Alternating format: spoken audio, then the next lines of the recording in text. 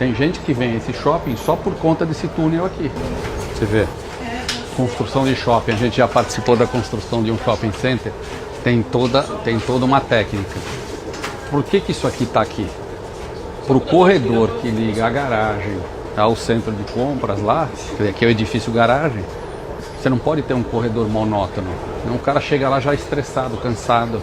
Por quê? Porque aqui já não tem janela, já não tem iluminação. Então tem que criar essa ambiência para deixar o cara chegar lá com uma experiência prazerosa.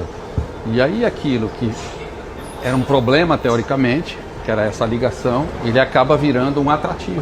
Tem gente que vem a esse shopping só por conta desse túnel aqui. É a história de fazer do limão a limonada, né? Eles estão dando manutenção desse lado, mas é uma esteira que vai e outra que volta. E esse túnel é um túnel com uma experiência diferenciada, né?